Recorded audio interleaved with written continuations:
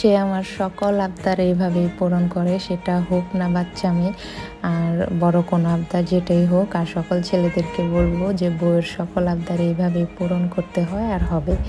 Rail স্টেশনে বসে আছি, সময় কাটতেছে না। চরকি দেখে বলতেছি আমার চরকি লাগবে। শুরুর দিকে একটু ফান করতেছিল, ও বলতেছিল চরকি বাচ্চারা খেলে, এটা দিয়ে কী করবা?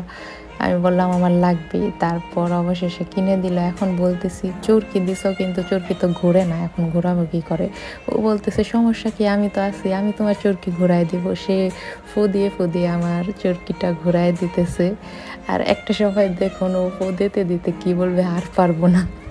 এই কথাটা যখন বললাম ঠিক আছে, এখন একটু রেস্ট নাও, একটু পরে আবারই করতে হবে। এখন আমি বারবার এখানে বইসা আছি, ট্রাই করতেছি যে কোন দিক থেকে বাতাস আসে আর আমার চরকি ঘুরাইতেই হইব।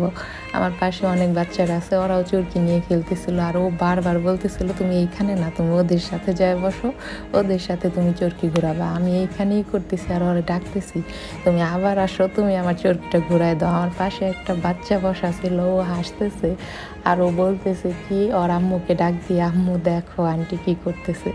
তা ও আবার আসছে এখানে, আমি ওরে আবার বলতেছিলাম যে চরকি তো ঘুরে না, আবার একটু ফু দিয়ে চরকিটা ঘুরায় দাও না। ও হাসতেছে, ও বলতেছে আমি ওইদিকে যাই ঘুরে আসি, তুমি বইসা বইসা বাতাসের অপেক্ষায় থাকো আর চরকি ঘোরাও। অনেক মজা করতেছিলাম, কারণ যে টাইমে ট্রেন আসার কথা ট্রেন আসতেছে না, এখন করবোটা কি? এখন এই সময়টা তো কাটাইতেই হবে। আর এটা আমার ফার্স্ট টাইম ট্রেন জার্নি।